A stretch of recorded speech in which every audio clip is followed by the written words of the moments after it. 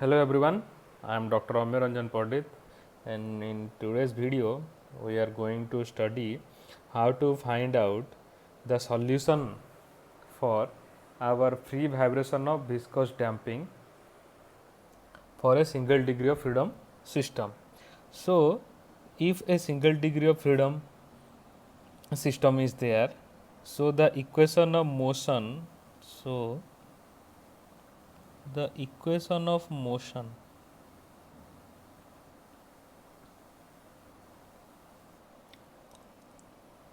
with viscous damping with viscous damping can be written as mass into mx double dot plus c into x dot plus k into x is equal to 0. The right hand side of this equation is 0 due to our free vibration. What is the meaning of free vibration is we apply the load and suddenly we release the load. The load is just applied for 1 second or less than 1 second. We just applied the load and then we remove it. But for example, suppose this is a pendulum, this is a single degree of freedom system. Now with the help of the hand, I brought it to this position. Okay, so with the help of my hand, so I brought it to this position and then I suddenly release my hand. So what happens, the pendulum will oscillate on this path for 10 second or 15 second or 20 second, then it again comes to this equilibrium position. So that is our free vibration. So this is the equation of motion that represents the free vibration of a single degree of freedom system. So this can again be written as x double dot plus c by m into x dot plus k by m into a is equal to x, where x double dot c by m can also be written as 2 into zeta into omega n x dot plus omega n square into x is equal to 0, where omega n square is equal to our k by m, and omega n is also called as the natural frequency. The natural frequency. So it actually depends upon the stiffness of the system, stiffness, and m, that is mass of the system. It is, that's why we call it omega n, that is natural frequency. N means natural frequency. Now zeta is c by cc into r, where zeta is called as dimensionless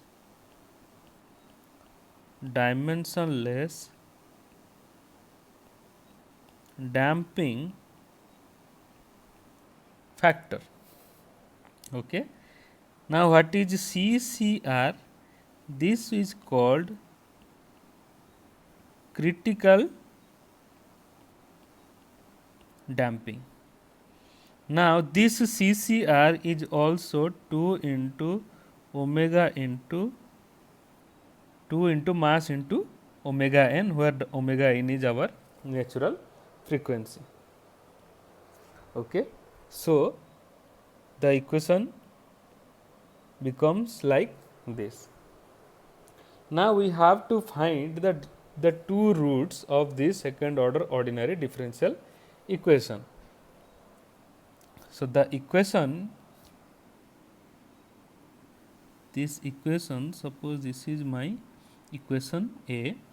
This equation can be represented as d square plus 2 zeta omega n d plus omega n square is equal to 0, where d is equal to d by dt, or we call it differential operator.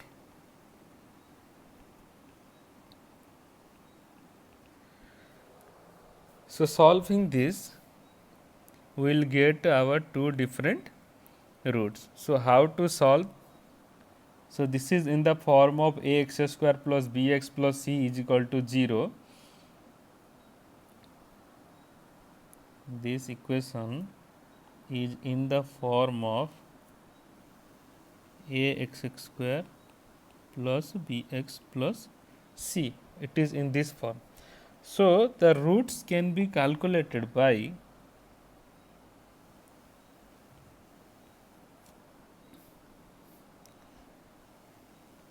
minus b plus minus b square minus 4ac whole divided by 2a, and this is the root over. So this is how we find the root of the equation. So what is b here?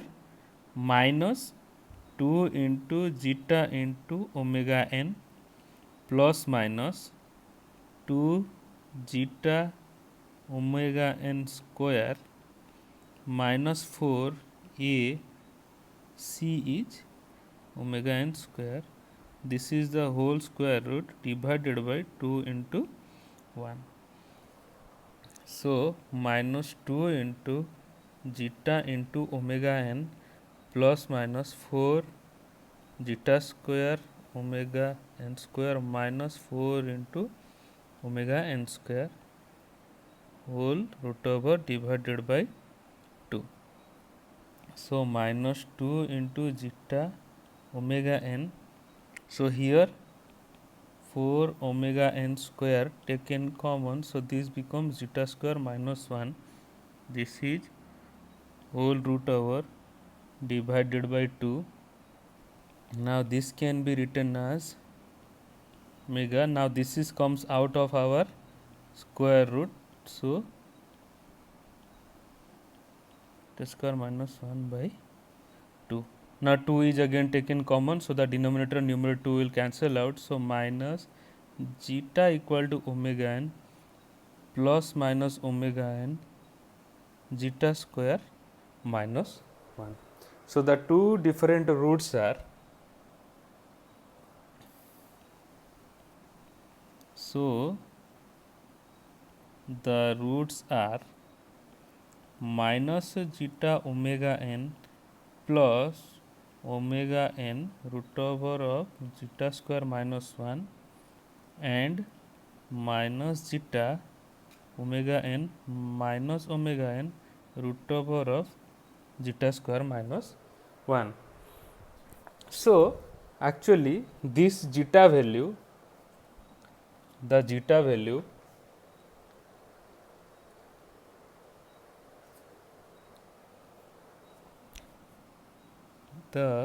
will say that the magnitude of zeta value helps in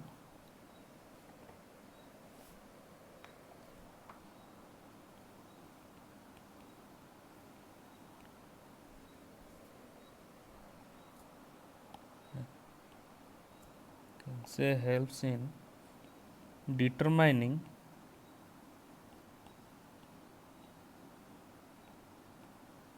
three different cases. So what are the three different cases? If it is a damped system, so the three different cases can be, one can be called as under damped. So in under damped, the value of zeta lies between 0 to 1.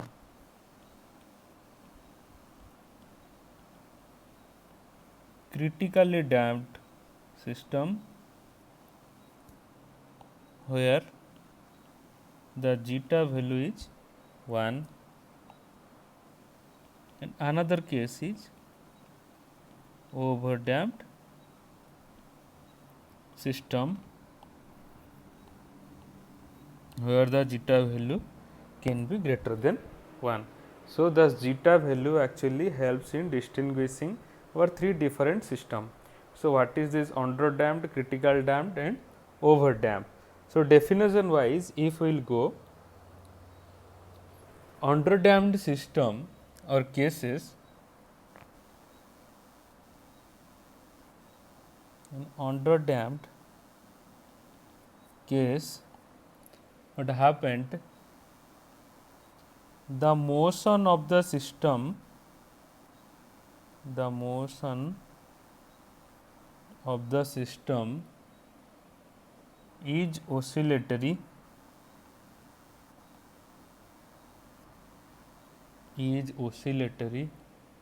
in nature,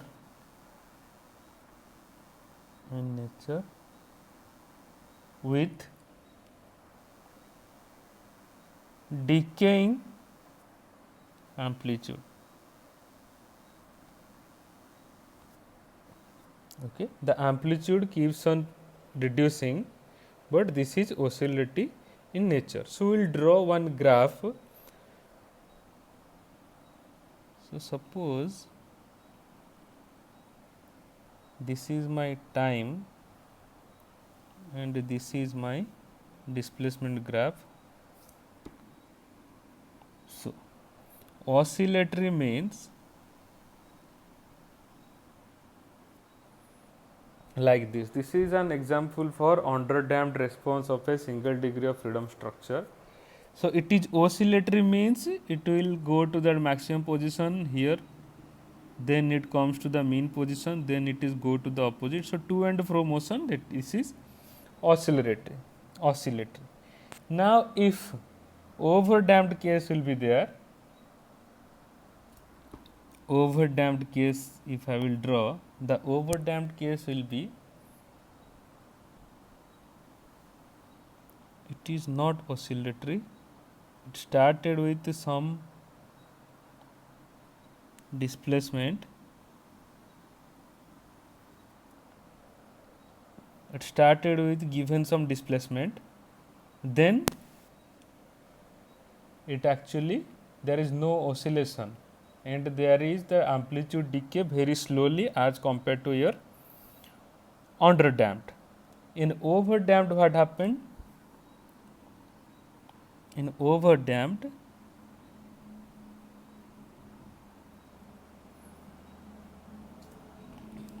so the black color is over damped, the red one is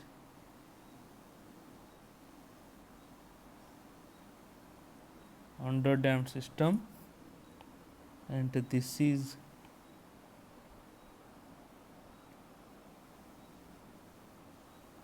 my critically damped.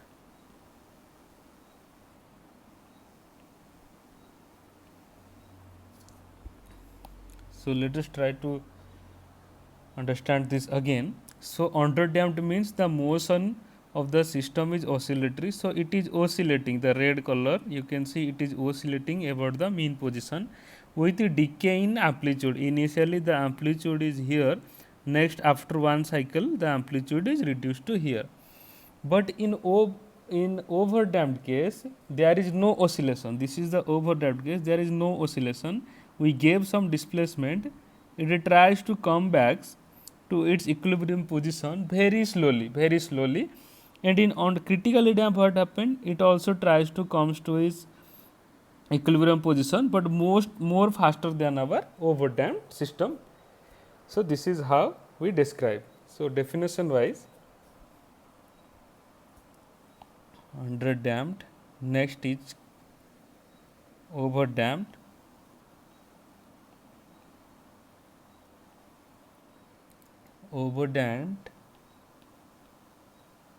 there is no oscillation and the amplitude decays slowly. Next is critically damped. Here also there is no oscillation, but the amplitude decays more rapidly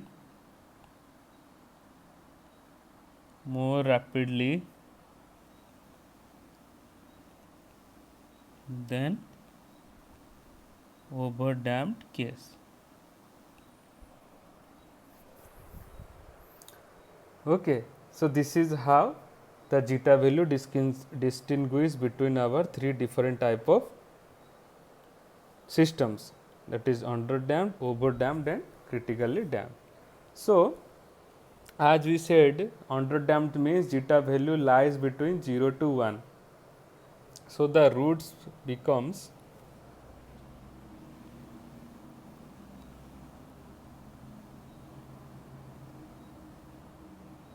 under damped, it means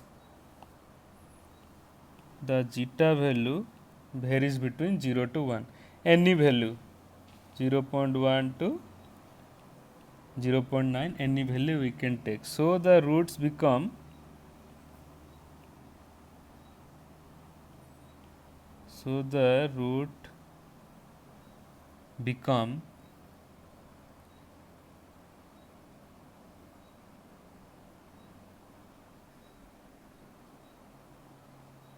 d12 minus zeta into omega n plus minus I into omega n 1 minus zeta square.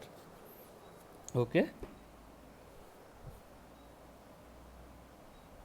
it was omega n zeta square minus 1, minus is taken common, so minus root over of minus 1 is I, so imaginary number.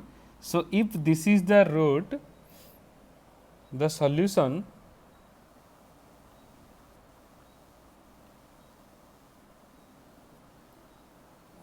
the general solution is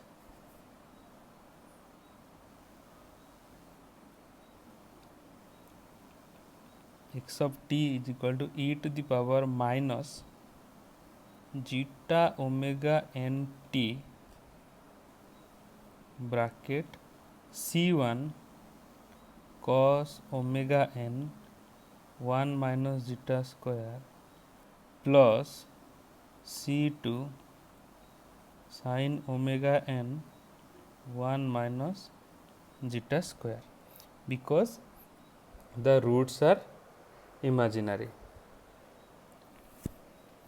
Here we can also replace that omega d is equal to omega n into 1 minus zeta square omega d. So this omega d is called damped natural frequency.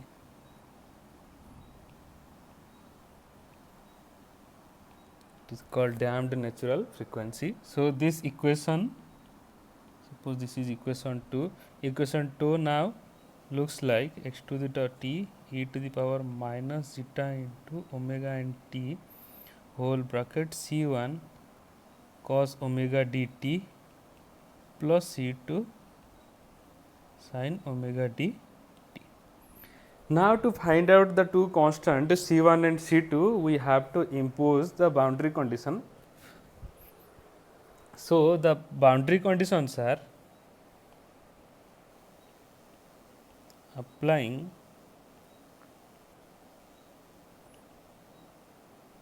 the boundary conditions to find out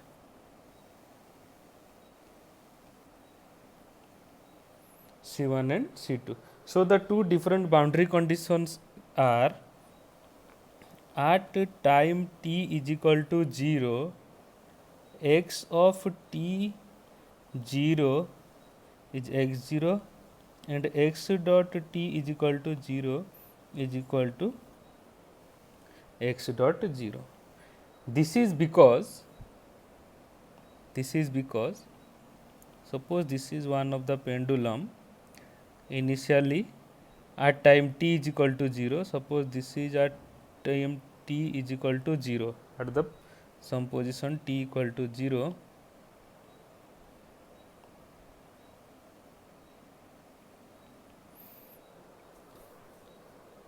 The pendulum is here. After releasing the load,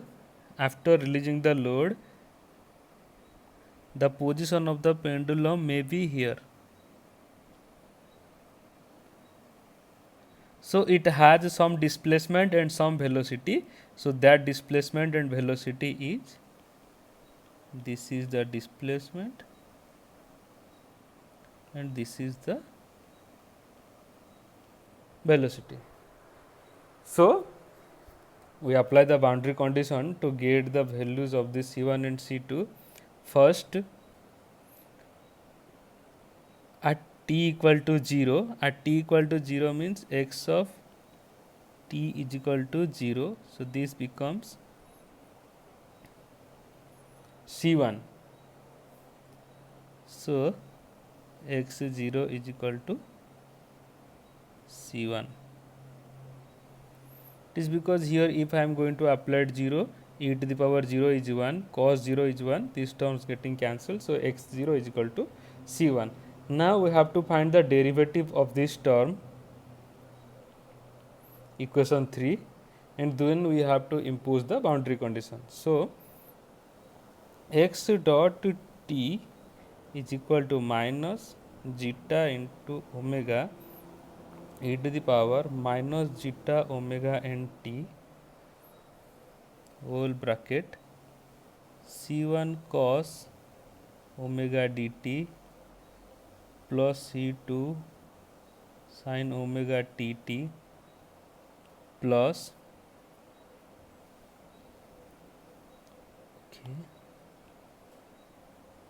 so this is minus e to the power minus zeta into omega n to t. Now minus C1 omega d sin omega dt plus C2 into omega d cos omega d t. Now impose t equal to 0. So x dot of t is equal to 0. So this term e to the power something that is cancel out. So minus zeta omega n. Now this is 0.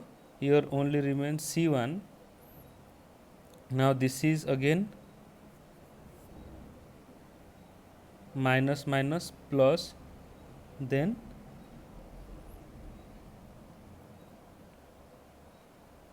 this is coming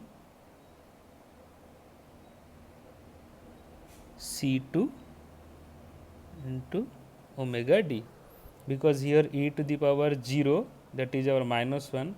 So C1, this is our 0. So minus into C2 wt.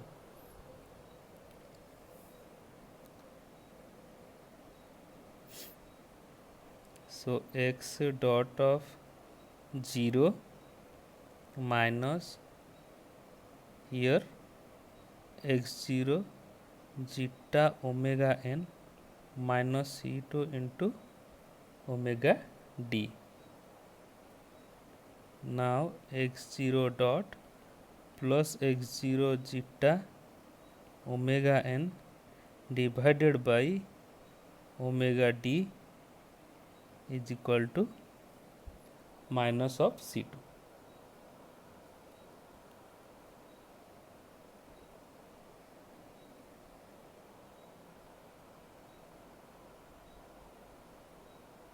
Okay, this is plus symbol.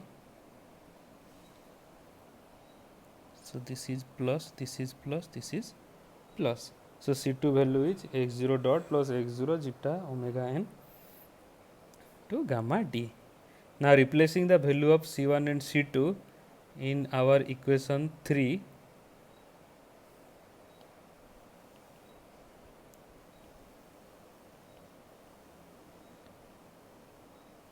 replacing the value of C1 and C2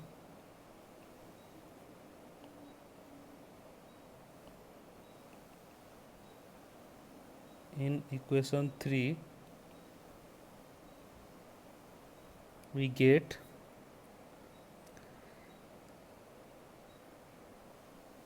x to the power t e to the power minus zeta omega n t. C1 value is x0 cos omega dt plus C2 value is x0 dot plus x0 zeta omega n divided by omega d into sin omega d t.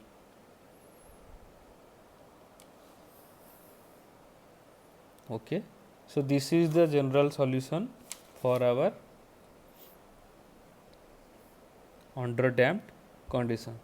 So in the next video I am also going to solve for our critically damped and over damped case. So I hope you people like this derivation. So thank you very much for listening.